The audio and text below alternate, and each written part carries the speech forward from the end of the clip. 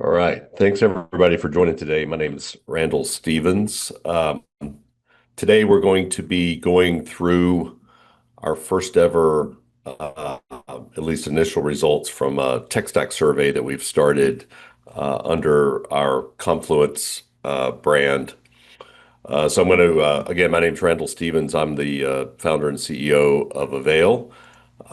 And we're going to, I'm going to give you a little bit of overview about what Confluence is about. Uh, I'm going to talk most of the time about this tech stack survey. This is the first year that we've done this, so I'm going to show you what we're trying to do and how we're thinking about this, and show you some of the early results from this. I'm going to talk about how this is playing into some of these events that we're doing, these Confluence events, and some of those that you all can participate in the future. And then we'll open this up to questions. I've got my colleague Will Rouse is on here with me. If you all have any questions while we're in the webinar, feel free to ping us in the questions or chat area, and Will, feel free if it's something that you want to stop as we're going. I can answer those, or we can try to get them taken care of at the end. But again, thanks for everybody for joining today. So Confluence has been around now for about 7 years as a brand. It was started by AVAIL. It is what we refer to as our professional development. It kind of falls under our marketing initiatives, but it's pure professional development types of events, and I'll talk some about the different kinds of things that we do. But our goal is just to support the industry through these initiatives, education focused kinds of initiatives, and ultimately we're a beneficiary of that too. That's why we do it. We need to understand and know what's going on and how people are thinking about these challenges in the industry. So as I said, the we started this initiative back in 2019. There's a professional development part of it. We do events. There's a podcast, and now we're starting these surveys. And there's also a higher ed connection here. So we're active in trying to help develop the next generation that's going to be working in the industry. So that's a big part of the initiative as well. Over the years, since 2019, we started doing some live events. We've had a lot of great firms. The goal of the live events were to put the people building the technology in the room with the people using it, basically the practitioners and the tech partners who are building the technology, but not from a sales standpoint, which is what most events and conferences you go to. Somebody's always trying to sell you something. We do these events so that we're getting those people in the room to talk about AEC technology, how it's being used, what's working, what's not working, to really work through those kinds of things. So we've had a lot of great, as you can see from these logos, participants over the last few years. We do an annual 3-day event that just completed a couple of weeks ago here in Lexington, Kentucky, which is where we're based. This year, we theme these every year. This year's theme was around platforms. What are the platform technologies that are in use in the industry, all the applications that are in use, and how can we get more out of them? Things that we've already invested in. Can we get these things playing better together in those environments? How do we get data back and forth in between? So that was this year's theme, which I think was successful. Here's just to show you this, a pic. This is an invite-only event, and it's ultimately design tech leaders from around the country coming together. So we actually expanded this year. We had 65 or 70 participants in the event, and this was one of our a pic that we snapped at the College of Design that we were over at the University of Kentucky on a Friday afternoon a couple of weeks ago. Back to what this webinar is about. This is the first year that we've initiated this idea of a tech stack survey. And I'll talk here in a second about why, kind of what prompted that. But you can see from this year's Confluence theme that we had, it was about the platform. So we wanted to get a good feel for what people are using in the industry. We've had 71 participants on this to date. I'm going to show you some graphs and charts and talk a little bit about what we've already uncovered. Ultimately, I'd like to see two or three times this many participants. This is, again, the first year we've done it. The survey is still open. We're still promoting it. We're going to produce a report at the end of the year. So if you all can still promote, if you haven't filled it out yourself, or you're gonna see it out on social media more, but we're trying to get more participants in, get this number up to about 150, 200 participants in the survey if we can. And then this will set a benchmark for if we do this annually, beginning to measure, year to year and what's going on. But we are going to be compiling this into an annual report is our goal. So if you'll contribute to it, hopefully that'll come back into your hands. And we're going to also try to use. I'll show you. We're using, trying to use AI and some techniques to make it easier to chew through this information. But one of the goals that we have is for those of you that participate, we want to give you back your own information, but also in comparison to the industry. So where do you fit with your peers? From that standpoint, hopefully you'll find it worth your while to get these things filled out. But we've had just over 70 participants to date. The main goal was to find out how many different software applications are you using in your production environment primarily. We provided a list in that survey of about 350 different applications, and it made it pretty easy just to go down through there and kind of pick off which ones you're using. There's also a little bit of asking you how pervasive those things are used on a scale of 1 to 5. And then we also had an option for people to write in if something wasn't listed that they were using.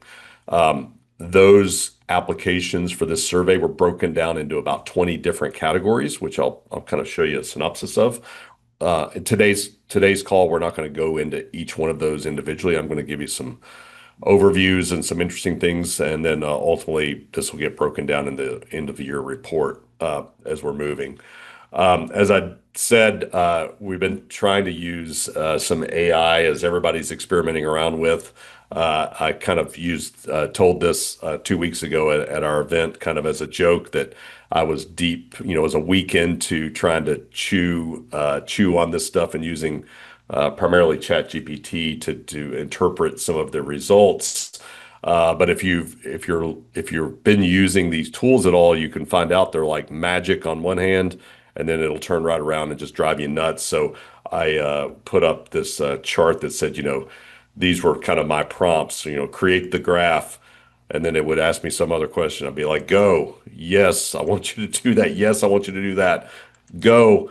Create the graph, right? Create the graph, right? Just level of frustration if you're using these tools that you'll run into. So while they're magic on one hand, they can be pretty frustrating. And then my kind of joke then was that, pretty sure after a frustrating experience like that we're probably going to end up beating robots at some point if they don't do what we've told them to. So, but I'm sure a lot of you that have been experimenting with this in your all's tech stacks and how you're going to use these kinds of tools have probably run into some of the same frustrations. Back to what kind of prompted us to do this survey. We for years, if you know AVAIL, we produce software content management platform that's widely used across the industry. And we would anecdotally, we kind of knew through conversations with our customer base that there were 100 to 200 different applications inside of these firms in use, which was always like wow, is there really that many? So and then about sometime in the past year, I was on a call with one of our customers, and somebody relatively new to that team, she said, I'm managing 180 different applications here. And I'm like, yeah, maybe I wouldn't have thought that 10 years ago, but today I believe that that's true. So that's really what prompted us to start that survey this year, was to see if we could start to quantify this and get some real data. So let's just start out. I've got some graphs that I'm going to show you. So out of the 71 firms, this is how they kind of broke down. There's a little bit of bias in, obviously, we were the ones initially sending this out. We're trying to get other partners to send this out, but our customers tend to be larger firms. So there was tended to be a bias towards these kind of larger firm sizes that have been filling this out. But you can see down here at the kind of smaller firm end that we need some more data in order to get better sample size. But I think from what you're going to see here, right, even just seeing these 50 or 60, larger firms that have participated already gives us an interesting kind of snapshot about what's going on. Um, just another pie graph showing you how that broke down. So, about half the respondents were, 200 plus employees to over 500 employees. So represent some pretty large firms, heavy in the architecture, I'll say, but more and more engineering firms that we count as our customers, and we're filling out some of this survey. So ultimately, the big question was how many applications are these firms using? How many are in the stack? So this is a graph that shows, takes a second maybe to digest this. Um, it's broken out by firm size on the x-axis. So over on the right, you can see the 500 plus firms. The scale of that bar chart is from the minimum number that they use to the max, and then you'll see the average and median number there in the middle. So, from this survey, which, you could probably guess is underreporting because this was relying on a person to fill the survey out and then know what all is in use across that organization or have a good clue of that. So it's probably somewhat underreporting that. So you can see though that we're getting up into that over 100 applications, as much as 175, 180, 190 different applications that are known to be used in that technology stack. The other thing I think that's interesting just about this is if you just kind of look at this uh, as a trend line, it makes sense. I think that the larger the firm gets, the more diverse the application needs, especially if it's a multidiscipline firm. So you can kind of see that the averages are kind of creeping up as the firm gets larger about how much is in what all is in use across those firms. Um, this was as I said, we broke the categories out into 20 categories. I asked my AI buddy to generate this graphic, and even though I gave it exactly the data, right, it still hallucinates and misspells and does doesn't quite get things right. But these are the individual categories. So when we do end up compiling this into the final report, we'll likely have this broken down into sections so that you'll be able to read and see the results of each of these sections. And then ultimately, we're going to try to, you know, we'll see. I wanted to get this to where we can do commentary. We may even circulate it among members of the people who are participating in these Confluence events to give feedback and thoughts, and then we'll ultimately try to compile this into an annual report. So just in line with everything we're trying to do with Confluence, this is going to be a open group effort to try to get this data together and then try to get it into some sort of a usable form, hopefully that's meaningful for you in your own practice and to share with your colleagues and help to make some decisions maybe with what you're doing inside of your own inside of your own firms. Um, so again, I'm not going to go through all 20, but there's just a couple of things that I thought I'd pull out to kind of put a little bit of or just kind of show you what the data's telling us.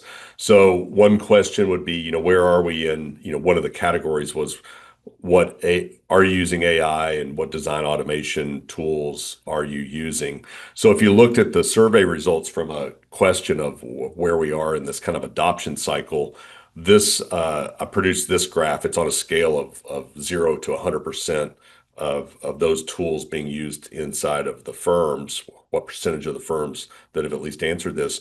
You can see that this is one of the categories that tends to have, I'd say, minimal use.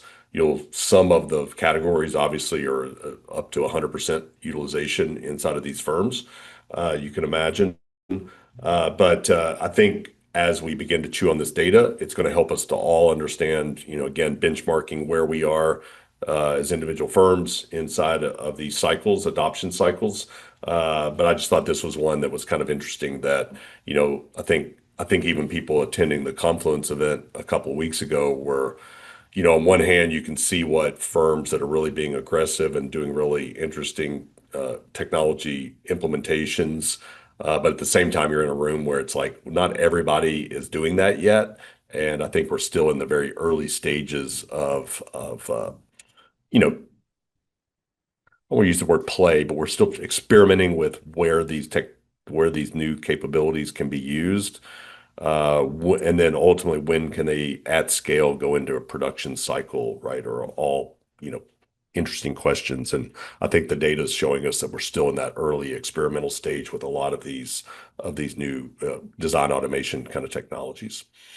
Um, Another general question, we tried not, besides just trying to get an inventory of what people were using, which applications they were using, we did ask a couple of questions. Satisfaction rating with, that's obviously a big general question. Are you satisfied with the state of your company's technology stack? And this was the results of that. This one's a little bit tougher to read too. Again, the bar is giving you the range. The scale was on a scale of 1 to 5 satisfaction rating. So this is showing you the range, but also, just a little bit of, with the medians and average here, you can see that the bigger the firm, that tended to be more higher satisfaction rating. I think, the analysis of that probably marries with when the firm is large enough to have people in charge of these things versus smaller firms tend to be much more ad hoc about it and maybe more frustrating and or experimenting with a lot of different kinds of tools. Whereas as the firms get larger, they tend to want to try to consolidate and have some sort of a management layer on top of all of this stuff. So I think my guess is we'll be able to tease some of that out or read into some of the data as it comes out. This is just another graph of that same, with a utilization, but this lets you kind of see what that trend is by firm size, as far as the green is very satisfied, the blue was satisfied, so you can see that the smaller the firm, the more variability there was in the satisfaction rating, up to the larger firms tend to, also, it may be a bias in that the people filling out the survey were the people in charge of managing it. So if they're the ones in charge of managing it, they're probably going to say that they're very satisfied with it. So take it for what it's worth. We know how surveys are. And I should have said from the very beginning of this, we're not professional surveyors. Maybe we can end up getting some help in the way that we craft some of this in order to get more pointed answers or responses. But first stab at it, again, take it for what it's worth. And any comments or feedback, right? We'd like to hear as we go on this journey. Another question that we asked was, who is making the decisions about that technology stack? And this was actually a multiple choice, so it could be more than one answer in that. And there's some interesting things I think that we'll see in the end of the year report about about what's going on there. But ultimately some IT or technology team is driving that in most, but more and more we're seeing this kind of BIM VDC manager role being very influential in what applications are being used and how those are being used inside the firm. So when we look at that data on the governance side, the IT still leads it, but if you look at that, there's this growing percentage. This is why it'll be interesting to see this year over year, how this changes, or that people answer these questions year over year. But there's more and more focus, I think, on the BIM managers and the people in those kind of, I call it the business role. It's like the people that are actually doing the production work. It's not a back office kind of IT group, but the people actually doing the work or in charge of helping the people do the work. They, I think, are going to start having more and more influence in what's going on in these tools if they're not already. And there were 15% of the respondents, right, had multiple roles that were involved in that process of making those decisions. Also, the size of the firm, mattered. The small firms, right, were ticked off the kind of IT, but the larger firms, right, were using committees, or groups of people to make these decisions. And then, as I said, these kind of BIM and VDC roles are rising, and that's aligning with kind of this industry move towards adoption of BIM and the kind of formalized processes inside of these firms. The satisfaction part of the survey, I think seeing how many applications are in use inside of these firms, as I say here, underscores this sprawl of applications, which is one of the things that we're interested in thinking about here at Avail. But there was a correlation between the complexity of that stack and the satisfaction ratings. So, you know, the firms that had a lot of apps, 65% had a strong correlation, positive satisfaction rating with a lot of apps. You would think that that's counterintuitive, that with fewer apps that you might not have as much to be confused about, but I think it correlates to that there's another layer of management. As you get into the larger firm, there's people whose job it is to work on these things or to think about these things and try to put those in place. So, kind of takeaway here, and this is where, as we compile a year-end result, larger firms probably benefit from more staff to manage and integrate those technology stacks, and just helps to reduce friction, hopefully, across the firm and those types of things. All right, a couple of things just that jump out to me. Some of it is obviously we think about certain parts of this. The network and what the network looks like and where information is stored is near and dear to our heart here at Avail and the things that we work on. So if you look at we had the survey broken down into a couple of categories. Get that out of the way. Um, we asked the question about what applications, what is your cloud network, what is your file storage, basically where are you storing data and what applications.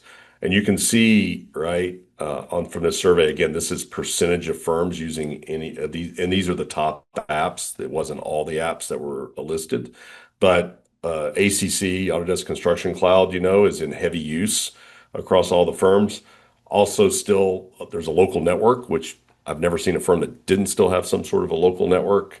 But even things like Dropbox and Google Drive and Ignite's been on the rise. Nasuni, OneDrive. It was interesting to me. I'll show you in this next one that when you ask, depending on who you ask or how you ask the question, they would say, OneDrive wasn't in heavy use across these firms. But when we ask the question in a different category, what are you using for your file and content management? All of a sudden, OneDrive was one of the major ones being used. In my mind, it's the same thing. It's like at some level, it's just storage. It's a place to put information or data.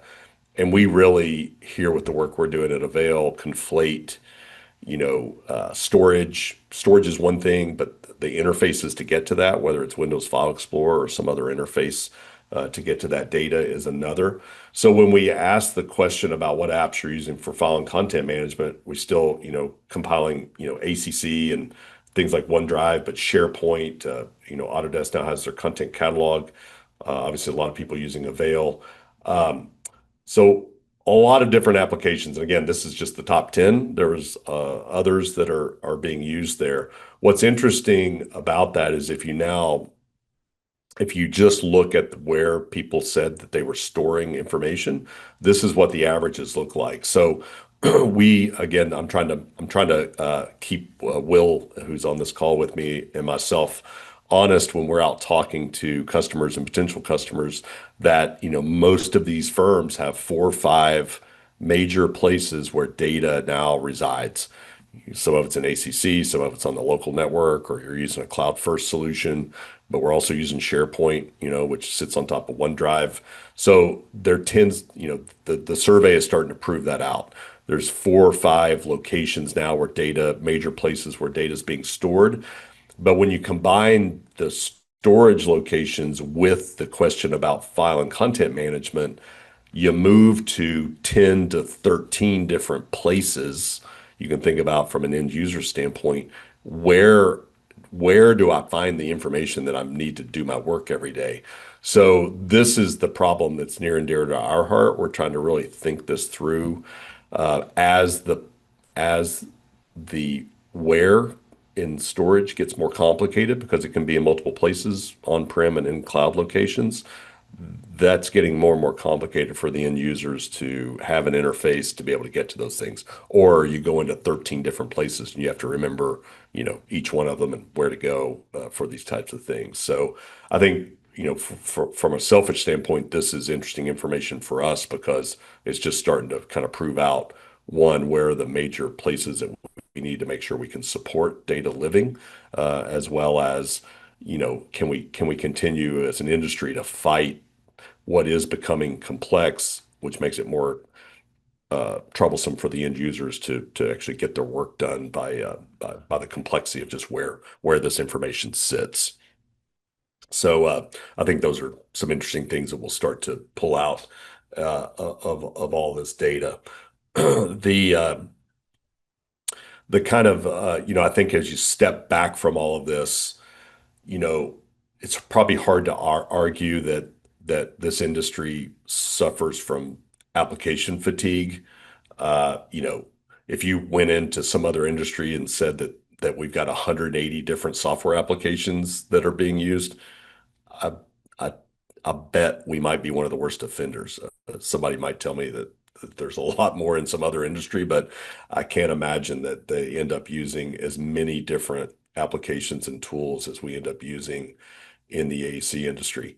Um, the things I think as we put this report out and the synopsis of the report that'll be useful for you all as you go back into your own practices is one, I want to give you all the information you need to go back to your management teams and go, look, this is overwhelming. I just want you to understand the scale of this, that this is overwhelming to manage all of this. Every new application that ends up being introduced into your operation means that it's got to be supported, means there's probably got to be training support for that, which is all, just a say burden, but it's a heavy, heavy thing to try to carry forward. And then, we talk about this a lot in what the work that we do at AVAIL, but, infrequent use, right? Everybody's not there's a handful of those apps that somebody's going to use at their desk every day. And, I like to say, no matter how bad that software is, if you're using it every day, you'll just kind of get used to it and you'll figure out the workarounds. It's the infrequent use that I think is the most frustrating because I'm one of those that I kind of think about my own habits and things that drive me nuts. And no matter how good a piece of software is, if you are visiting it infrequently, you're basically having to relearn it every time you go back to it. So this goes back to, hey, those 13 different places that needing to go to information. Well, a couple of those you might be going to every day and you just kind of get used to it. It's those last three, four, five that maybe you're in there once a month or even once every quarter or something. It's like, wow, I've forgotten every bit of what I knew, and you're basically relearning that every time you go back to interact with it, which is just obviously not very efficient and can be frustrating, right? In your work. Um, so I think application fatigue, right, is real. Uh, we talked about this in the last couple of years at some of these Confluence events, but one of our things that became popular a couple of years ago was saying just because you can doesn't mean you should, and that kind of became one of the big takeaways from one of our events when we all got together. But ultimately, the question is should we limit the number of tools and look for deeper integrations, which was really the theme of this year's Confluence events of, you know, if we've got all this sprawl, are we getting the most out of the ones? The part of I think the danger in the industry or in general is that you can always find a tool that does something better. But, does that mean you should add that into the stack because that just contributes? If you can get those things in and get them integrated with the other things you're doing, but if they end up just being 180 different point solutions, then this is going to cause, probably a lot of strife among the team, the people trying to use it, and ultimately the people trying to manage it. So the big question this year for our Confluence event, and the reason we themed it was, what are the major applications and are we getting the most out of them? Are there features in there that we're not taking advantage of because they're not talking to each other? and can we figure out where those opportunities are for deeper integrations across these applications? And I think a backdrop to all this is really, and a question that we posed during the live event was, is AI, are these technologies that are now coming about under the umbrella of AI, is that going to change this dynamic of how data moves between applications? Can there be some easing of this pain with these new technologies? And that's an open question. Um, the An interesting thing I think from the survey, the firms that were reporting the fewest manual workarounds were also reporting the highest satisfaction. So one of the questions, I think I've got the graph here, one of the questions that we asked in the survey was, are there areas like that you're basically having trouble getting data moved across these major kind of platform tools that you're using? You can see from here that the one that was reported the most was around modeling to visualization. So very painful in what is in those processes. And number two was in that file content storage. So in general, getting data where it needs to be stored and accessible. So these, reported very highly when we ask where those pain points were. And just as an example, this was some of the results on the visualization rendering. Again, there's probably three times this number of applications, but this is the kind of data that we were getting. Inkscape's obviously highly in use, but Twinmotion, Inkscape. I was going to try to pull the graph today to show what's the average number of different visualization tools inside of firms, and I'll bet it's going to be four or five, 4 to 8. So a lot of different tools in use. And then this was actually a report that Will, who's on the call, ran across that Arcance, US CAD and Arcance had put out, and it was about profitability inside the firms and an interesting, where basically do they make the most profit, right? Which parts of the process? And what was interesting is maybe the where they have the biggest time sucks. And visualization ended up being, rendering was one of those. So I think, as we begin to tease this data out of the survey, there's areas like is there room to improve that? Why is this the biggest time suck or the place that we're losing money potentially on projects? And can either the workflows be adjusted in conjunction with, can the people building these tools help to take some of that pain away by solving some of this interconnectivity issues with the data, so that we can try to smooth those kinds of things out. So this is what we're trying to tease out of this. So when we ask, where are those gaps in the data exchange and workflows, those visualization workflows were one of the big standouts. And then where content files manage, where that information's living, that is also more and more complicated. And we had a session during our live event 2 weeks ago on single source of truth, whether that's a reality or a myth. And it's a holy grail. Can you have one source of where this information is so you've always got the latest information? But as everybody on this call can probably attest, you end up with, bits of it over here and copies of it over here, and just keeping that all in sync becomes a big challenge. So,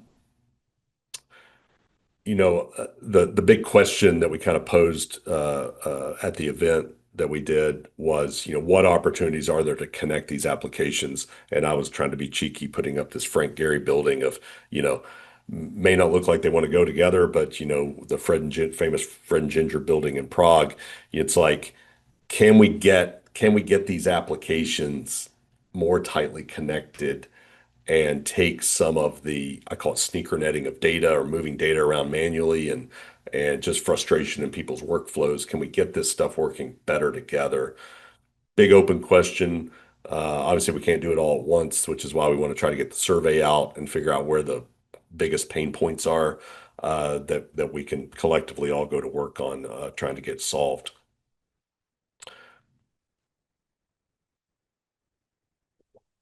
All right. So that's kind of the end of the overview on the survey.